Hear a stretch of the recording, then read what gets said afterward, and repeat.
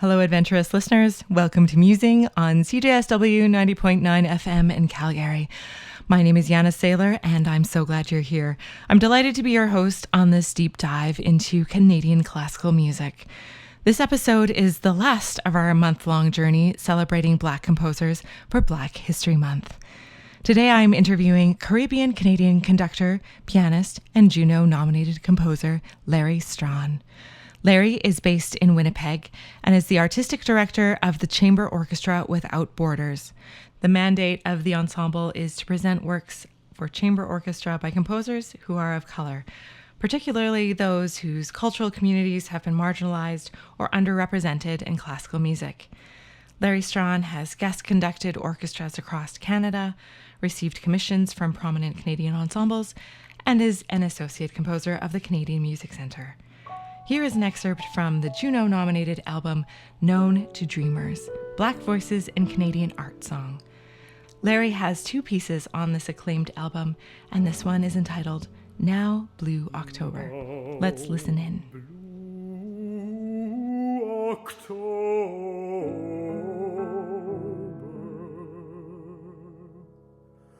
smoky in the sun,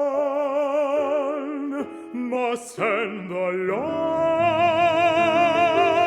sweet summer of the heart.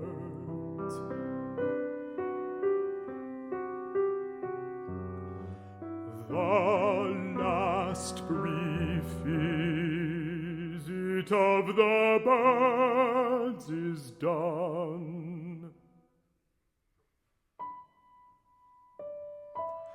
They sing the autumn songs before they part.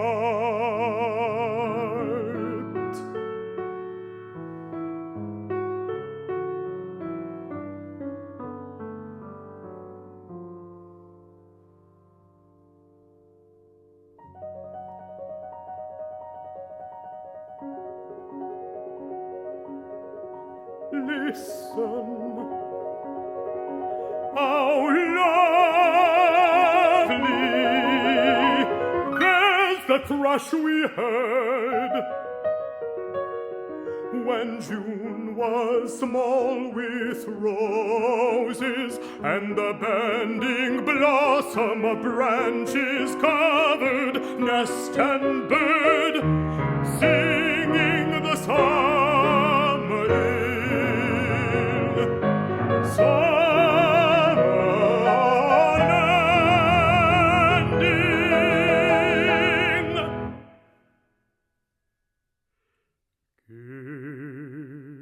me your hand once more before the night.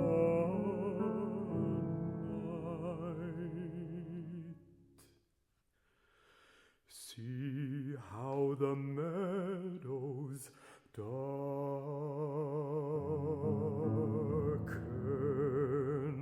with the frost.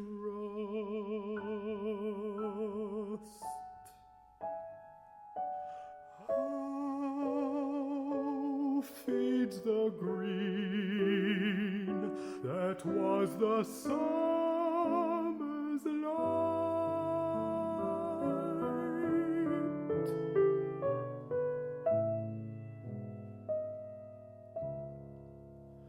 Beauty is only altered, never lost. And love,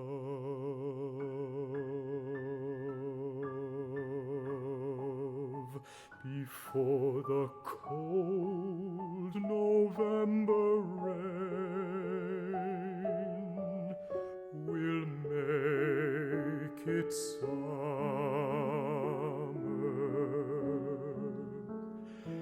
in the heart again.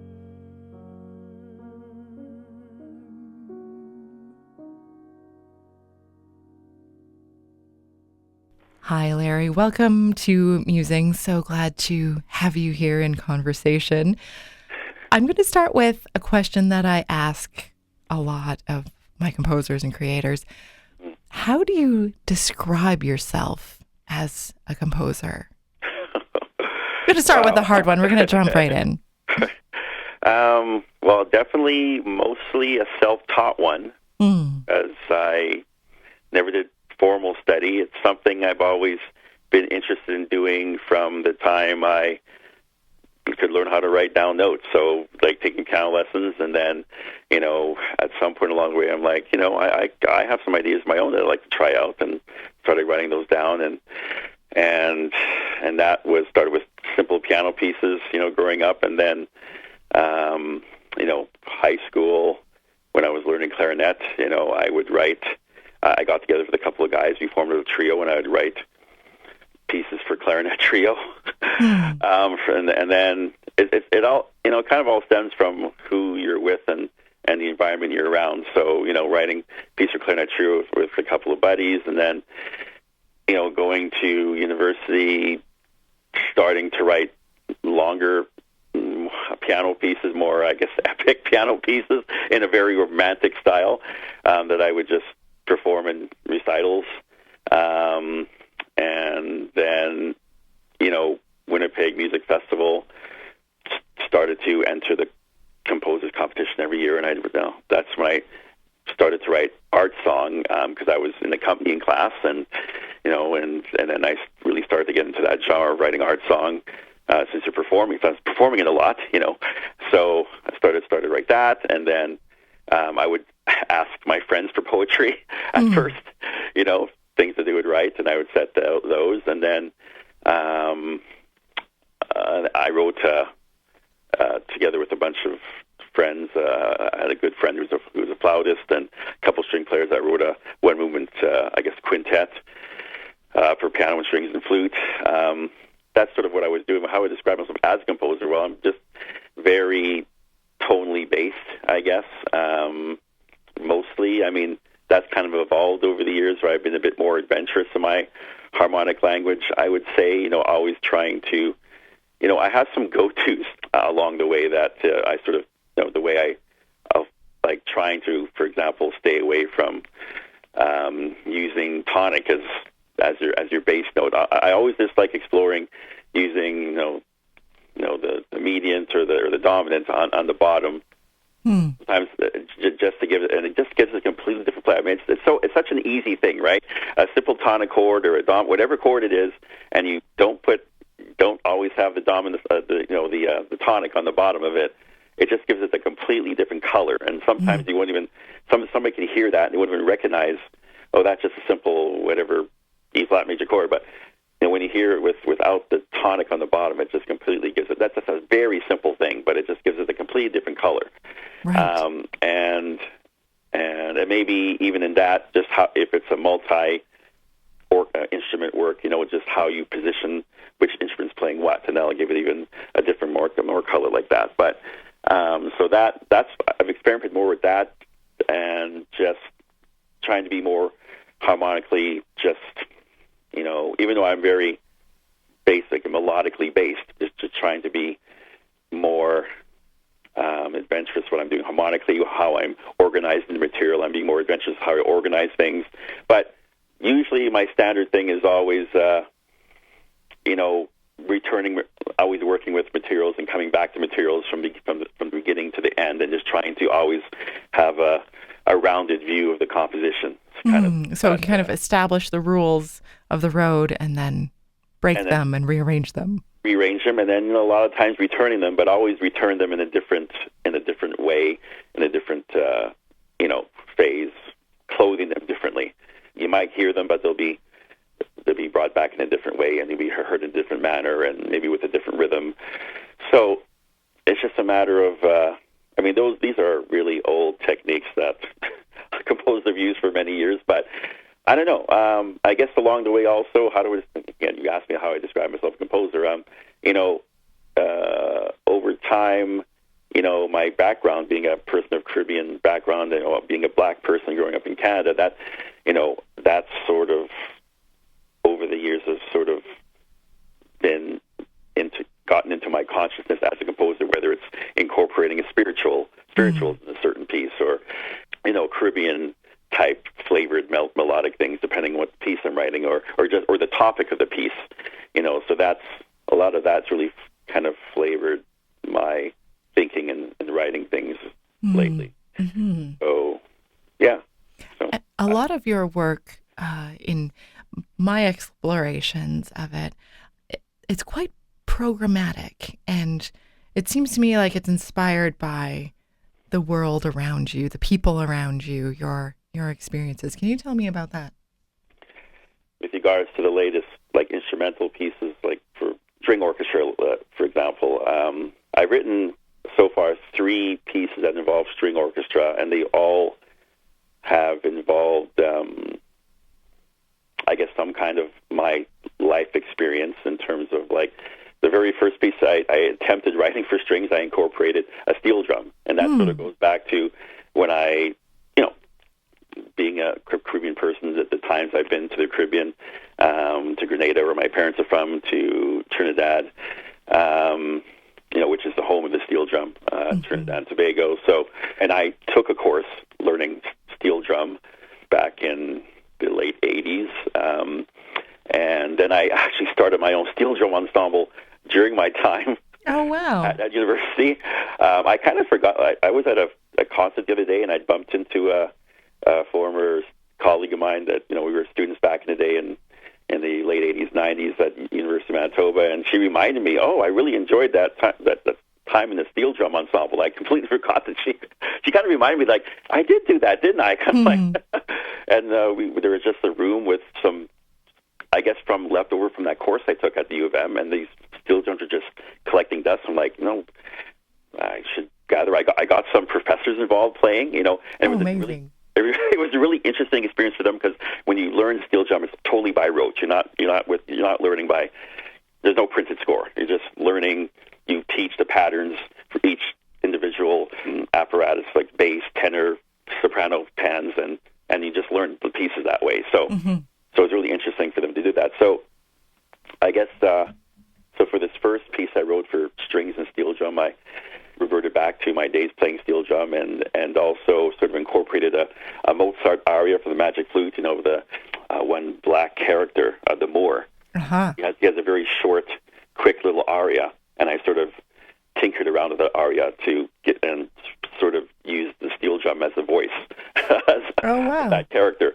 So sort of bringing that character back to its roots, I guess, if you want to say. I'm not sure, but so that's what I used there. And then the second piece I wrote for string orchestra was the Lament for the Souls of Sautez. So that was based on the last trip I took to Grenada, actually visiting the town of Sautez, which is in the northern part of the island of Grenada, and it's the location where, and they have a marker there where the last indigenous people of the island had leapt to their death to avoid being captured by the French, and just sort of left to the death to sacrifice themselves, and were not going to allow themselves to be caught to be slaves, basically, right, of the invading French. So so I wrote a memorial kind of for that event and in history, and so that sort of was an experience of just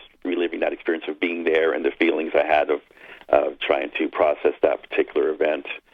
And then the MCO commission from 2022, which is premiered in 23, which was Juve Morning, which was my next work for string orchestra, and that was a much more celebratory sort of. Well, Juve Morning is the beginning of carnival season in the Caribbean islands, and that's sort of the Juve Morning, the opening.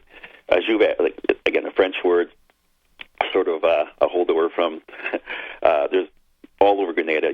There's many places named after that have French names attached to it, pronounced not in the way you would think because of the patois language mixed in everything and the dialect. So it's sort of Juve is the opening of the carnival season. It's very celebratory. It's very wild. It's very crazy. A lot of interesting characters line the streets, dressed in various garb and I wanted to portray that in that commission, and using just a string orchestra. So I had the conductor also blow a whistle to signal the the bands going down the street, and I had the instrumentalists doing various knocking and plucking and bases of sort of rubbing the backs of their instruments, knocking the back of the instruments, and just any kind of percussive effects I could think of to go along to create the party atmosphere. So that's brilliant. Yeah, so that's those. Again, I've experienced Carnival a number of times because in Grenada, unlike the majority of the large carnivals that we know of, for example, like in Brazil, in Trinidad and Tobago, and like Mardi Gras in New Orleans, for example, they all happen around this time. It's probably like actually it's usually right before Ash Wednesday. I think Ash Wednesday is late this year. It's probably going March, I think. So whenever that weekend going up to Ash Wednesday, that's when these major carnivals happen. But so since, for example, Trinidad is such a world-renowned festival, the other islands, just to not compete with it, they sort of moved theirs to other times. So Grenada is always in the summertime in August. Oh, how interesting. Yeah, so throughout my life, my family, my parents taking my sister and I back to Grenada to visit our family, and it always seemed to line up with carnival time, so we always got involved in those festivities, so kind of took me back to that as well. So, yeah. Many congrats are in order. Known to Dreamers, Black Voices in Canadian Art Song was nominated for a Juno. We found that out earlier this week. And you have 2 tracks on that stunning album. We've been diving in and enjoying these selections of art song from this stunning album over the past few weeks on Musing. I have to say, I'm congratulating myself a little bit because I had a spidey sense that this album was going to be in the running. Tell me about the 2 selections that are on this album, Blue October and A Broken Appointment. Right. Well, I have to really thank Lawrence Williford and Stephen Philcox. They're the co-founders of Canadian Art Song Project, and the amazing work they've done. And this is their second nomination, right? Their first nomination was for that excellent disc of music by songs by Healy Willen. Who was called the Dean of Canadian Composers back in the day. And a historical figure in Canadian classical music. And it was great that they sort of brought out that little known repertoire, and that's what they do. They really bring out these either from the past or current composers and bring out this interesting repertoire in this genre we call art song, right? So, and now they're delving into amplifying Black voices. So they've just done excellent work, and I feel extremely fortunate. The way I got connected with Lawrence, I know I'm sort of going off topic here, but was just, I just responded to an email on his website. When I looked at he had a list of Black composers of art song, and I'm like, hey, I'm a Black composer of art song. I've written art song, and I should send him an email and let him know I exist, kind of thing. So I did, and he just took it from there. Like, he's just been so gracious and towards me, and I had the pleasure of meeting him when I went to Toronto in June of 23. I actually went there to see a performance of Scott Joplin's opera Premonition that was being done by Volcano Theatre, but it just sort of was also the right time to take the opportunity to meet him since I was there, and we got together, both Lawrence and Stephen, and just talking, art song, and they were interested in what I had to offer, and lo and behold, I have these 2 tracks on this disc, and these are 2 songs that I wrote literally decades ago. Broken Appointment is from the late 90s, and Now Blue October is from 2000. So, and these are texts by dead white guys, if I can say that. But, which, maybe not in keeping with the entire theme of the actual, but they felt these songs worthy to be included. I'm very happy that and to be sung by Elliot Madore. I mean, up and coming, rising star, or already there. The big, great baritone singer, and Stephen, they just did an amazing job recording these. Going back to A Broken October, I started that piece sometime in the 90s, maybe late 90s, and it really wasn't finished. That song really wasn't finished until somewhere into the 2020 or 2021. I have to really thank, there's a local tenor in Winnipeg at the time. His name was Martin Wilson. Kind of lost track of him. He kind of left town, went to BC. But I have to really thank him. He was putting together a concert of art song by Schumann, and I thought, well, this is my opportunity. This song, Broken Appointment, has never been performed. And let me just approach him. And he was singing in my church choir, so we were friends through that. And I know he'd done he was teaching at the local conservatory of music, and he's putting this concert on. And I thought maybe I just approach him. You want to sing it? And he said, sure, I'll do it. So that gave me the chance, Janna, to actually finish this piece, because that piece was languishing. Speaking of composition, sometimes I have a few of these pieces here that I've started and haven't finished. I could list a number of these things, and this was one of them. And I had finished it, like it was finished, but there was a part of the end where there's a particular part in the text where Hardy describes a poem by Thomas Hardy, where he describes being a time-torn man. And A Broken Appointment, this poem, I can go back to the time as a high school student doing Tests of the Dubervilles, a really long Victorian novel, which I hated. I thought it was the most boring novel in the world. I couldn't finish it, by Thomas Hardy. So I really had a bad opinion about Hardy until I locked onto this poem. And this poem is a very short poem, but it's just so descriptive, but describing the pain of rejection, of waiting for someone that never shows up, and then from that deducing that this person does not have any desire to be with you. And it's just two short stanzas, but it just really spoke to me. So it's like I just had to set this because it just screamed to be set. Some poems you just look at them and they're just like, this needs to be set to music. And in regards to those words, time-torn man, it just, I never found anything that I liked. So I must have gone through numerous phases just to try and finish it off. But once Martin decided that he wanted to sing it, like, okay, I have to find a way to finish this now. He wants to sing it. I got to find a way. So I just kind of banged something out. And, something I sort of tried to go back to what I did earlier in the song and try to do something a bit more in keeping with what I'd done earlier. But Time-Torn Man has a very kind of wretched feel to it. So I had to do something a bit more, what can I say, tortured. So it had a kind of a torture quality to what I had done earlier. So basically, I came up with something.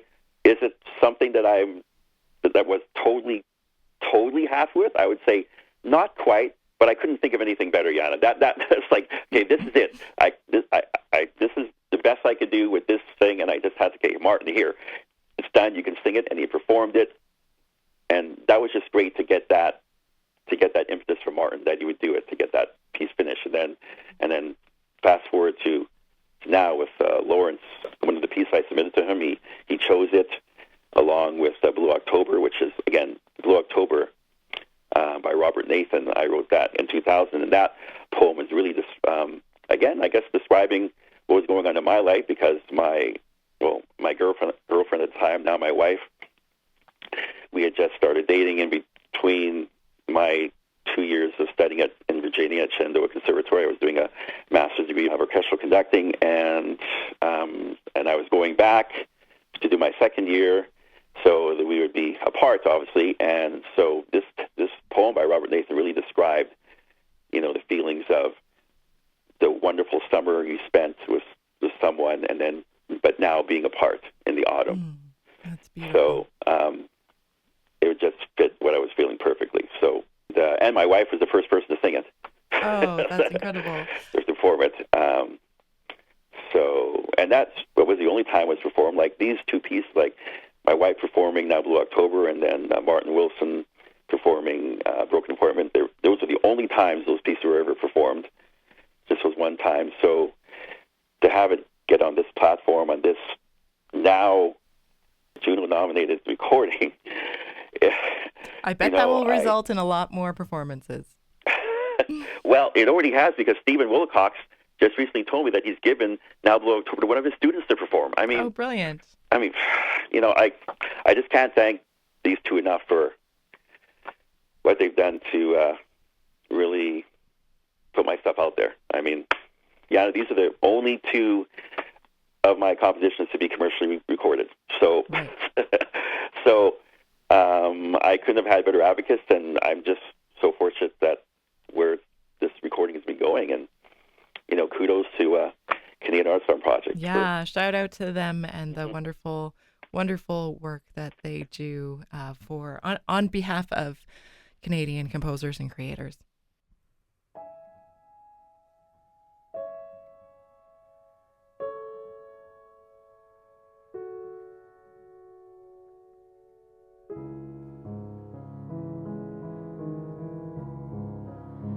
You did not come, and marching time drew on and wore me numb.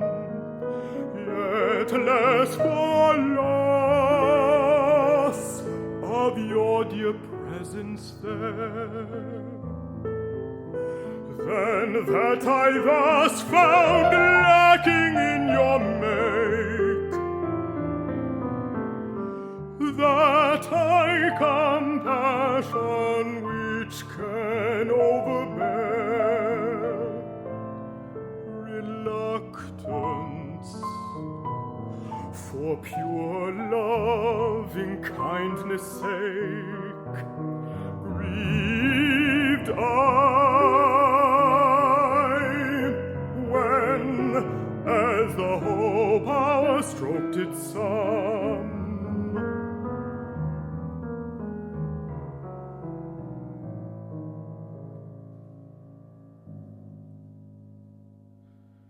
you did not come.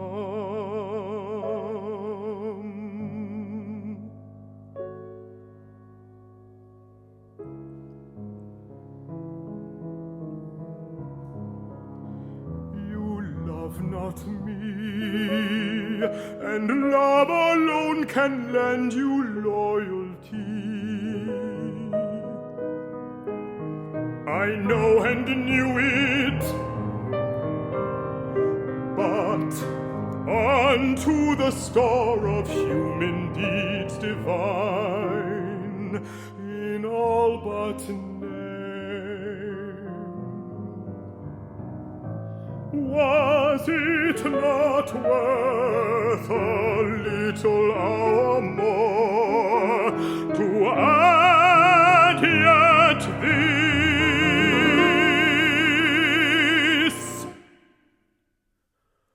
Once you, a woman, came to soothe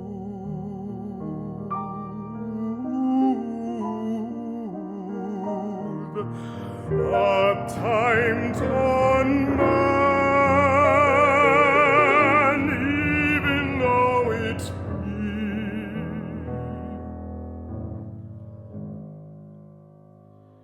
be you love not me.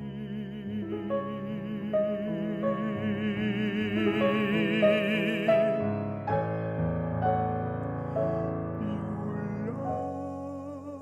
love not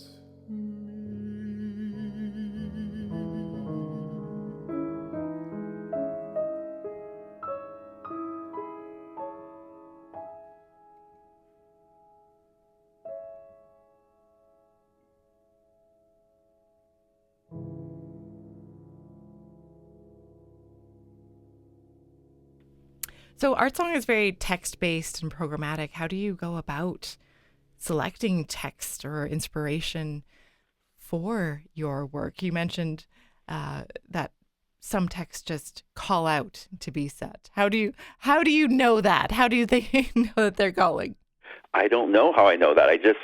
You just do. Like maybe I don't spend a lot of time internalizing a text. It's like, maybe it's very on the periphery with me, but I can just flip through. If I'm flipping through a book of poetry, I'm looking at something, and said, no, that doesn't really speak to me. Look at something, no. And then you see a particular poem, and you read the words, you read the sentiment of the text, how it's put together, and sometimes automatically a melody will just come in your head. And like it will just go along, like you're reading it, and as you're reading it, you can sense that there's melodic possibility there. Melodic possibility. Melodic possibilities. Right. And I guess, and at the same time, in the back of your mind, harmonic possibilities like will go along with that, and a accompaniment, because that's the integral part of the art song is the piano accompaniment, obviously, that will really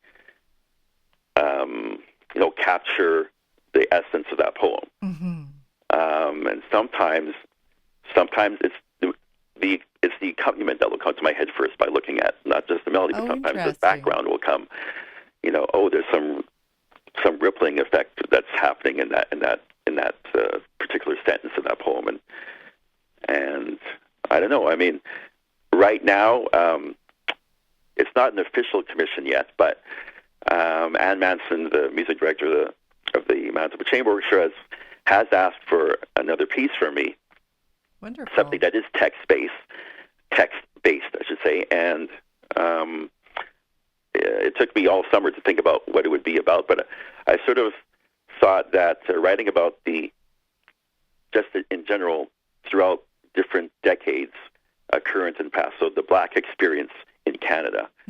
And I found a couple poems where I think that idea really took hold on one particular poem I found from the 60s from, I think the poet's name is Althea Jones, if I got that correctly. And I found this poem by this person who had immigrated to Canada from Trinidad, and I found this book of poetry online, and there's one poem, a very short poem, just a few stanzas long, called My People.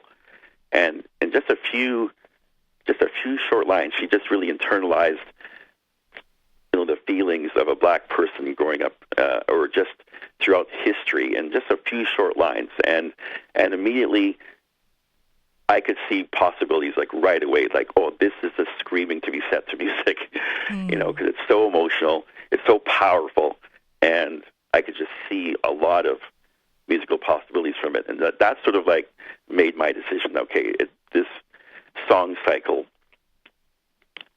will be about the Black experience, and then there was even another, and still looking for other material. I found this online. I found this.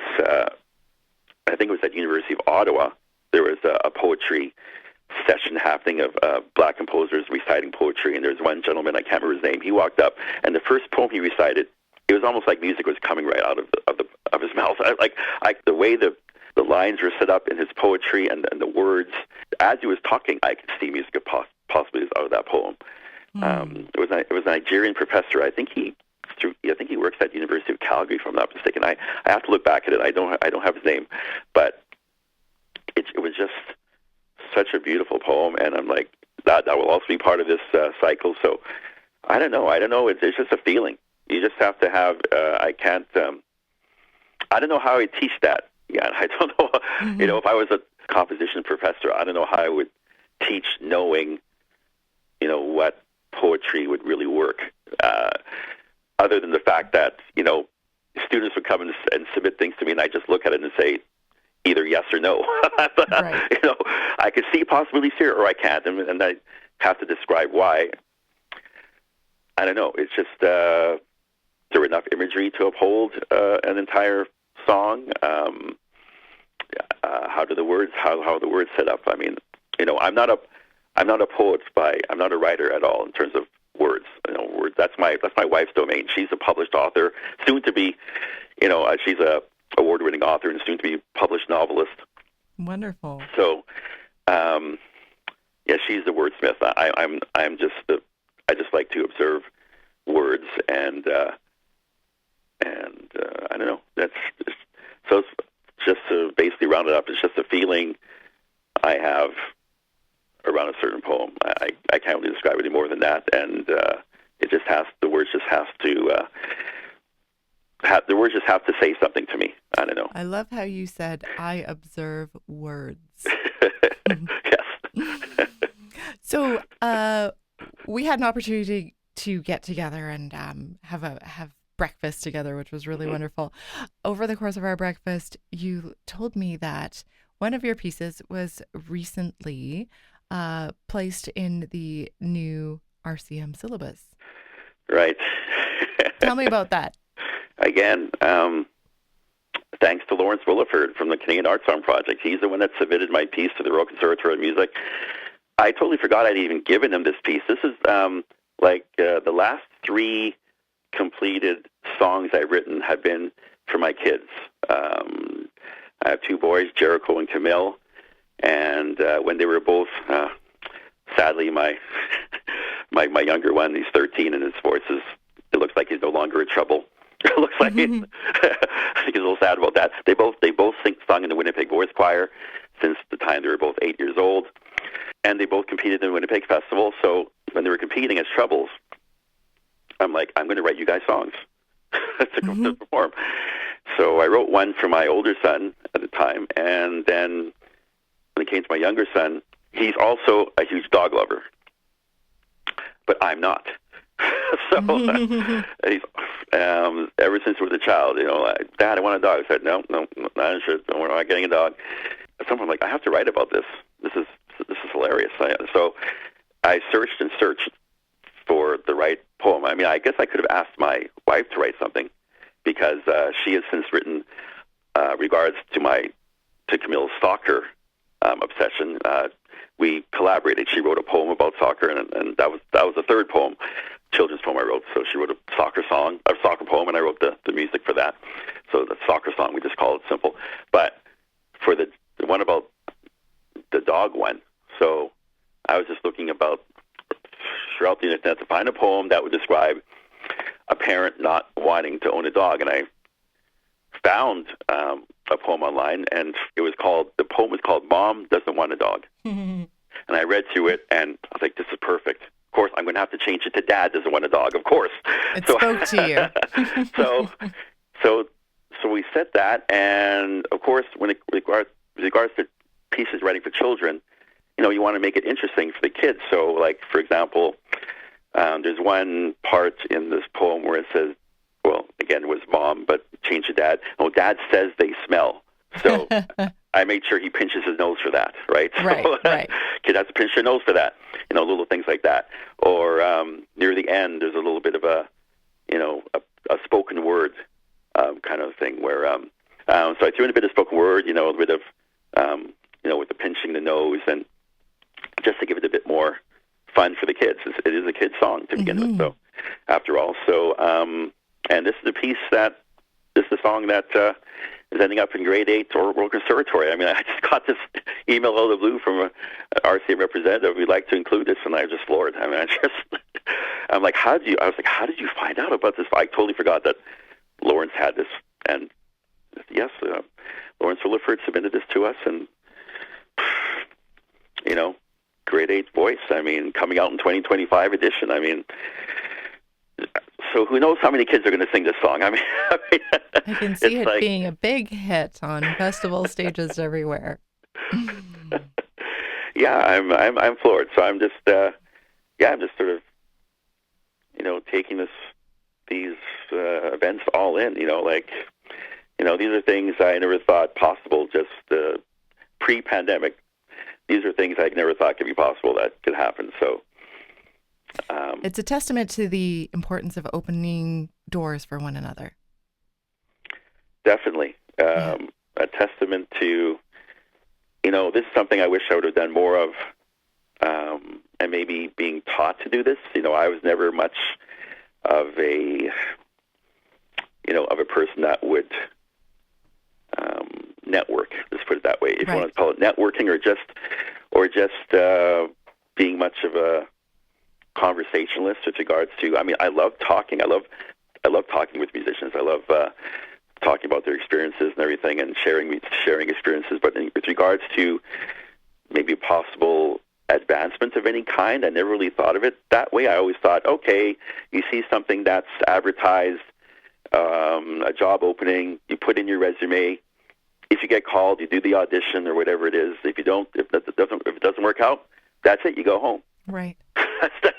That's how I looked at things. I didn't look at the extra things that one would need to do to maybe create an opportunity just to create an opportunity for yourself. Mm-hmm. Even if a door is closed, there still might be something if you make that extra effort or just think about going a bit beyond. And that's something that's taken me a long time to really discover. And so that's something that I think every music student should know about. And no one will advocate for you or can advocate for you more than you can for yourself.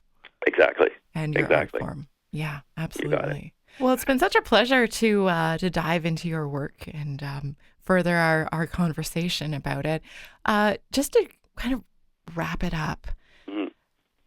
Working in classical music and specifically in art song, a very Eurocentric art form, and with its origins in the classic literature written by now dead white folks. What does that mean to you as an artist, and also as you put it, someone with their roots in Grenada but living in Canada? What does that mean for you as an artist, as a composer, as a creative, to be able to express yourself fully as a Black person in a very white-dominated genre? Well, you know what? I may not be answering this question perfectly, exactly, but I just did a lecture at our local Magnolia Robinson bookstore on Samuel Coleridge Taylor, the Black British composer from the 19th century, mm-hmm. Who in his time was just as important as Elgar. Yes. I mean, his music was performed as much as Elgar's, lauded as much as his. I mean, it's funny, they're kind of contemporaries, but even though Elgar was decidedly older, but I think I read in a biography of Coleridge Taylor that Elgar's Dreamer Gerontius, the night it was premiered, there were two choral works on the bill. Apparently, when the Dreamer Gerontius premiered, the other choral work was Samuel Coleridge Taylor's Hiawatha, was on the same bill. And, amazing. So I hope I got that right, because these are composers that I should have known about when I was a student. Mm-hmm. And therefore, that would have broken down that barrier easily. Just to know that, okay, you talk about, yes, art song is a European-centric form, Schubert and Schumann and all the other great, if you want to go into the French art song and the Fauré and Dupac and all that. Yes, very European-centric, but there have been many Black composers who've written art song.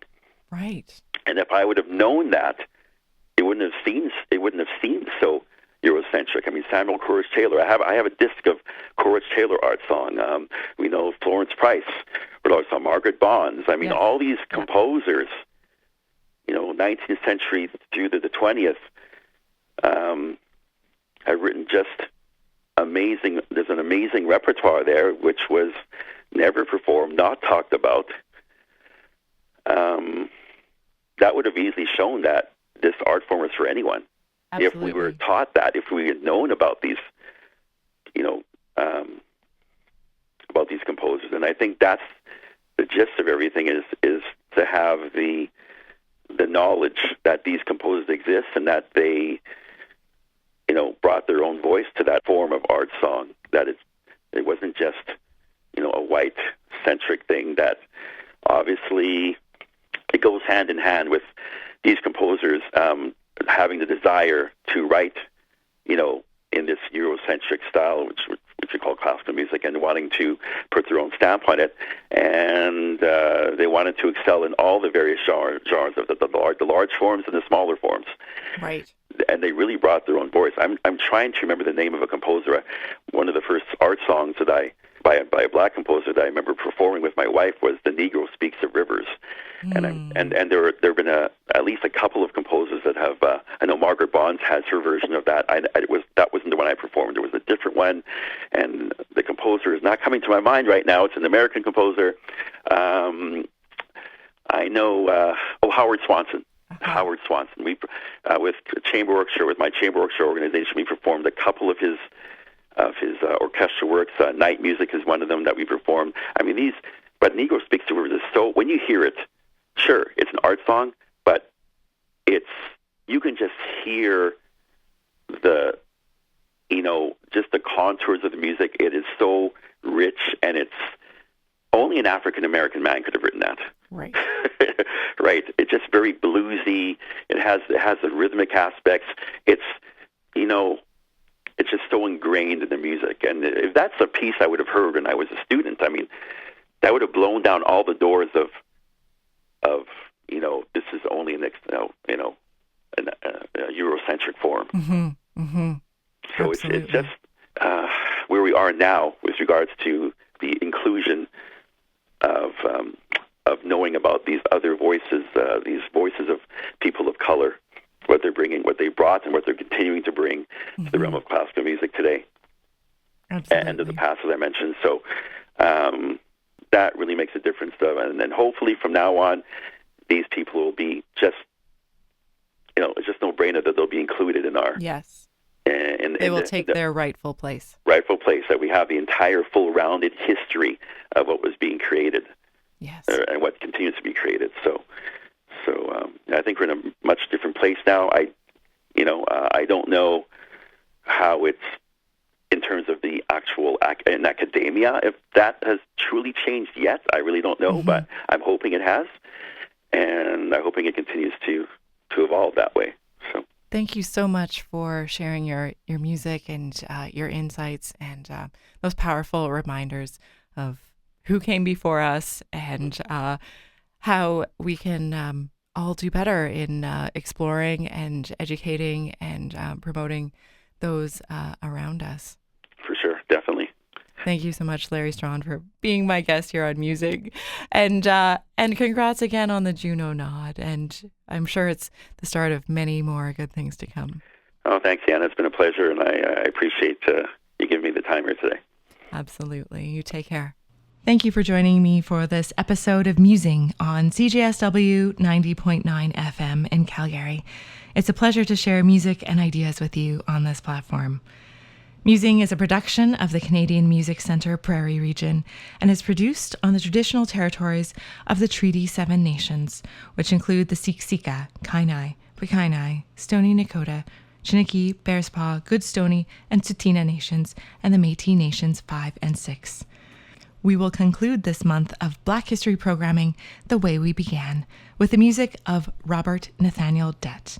Dett is one of Canada's first Black composers. Born in Drummondsville, Ontario in 1882, he was the child of slaves that had escaped to Canada. He went on to graduate with great acclaim from the Oberlin Conservatory, majoring in piano, composition, and conducting, and creates music that still lives on today. Thank you for supporting live music and all Canadian artists in your community. Take care, and until next time.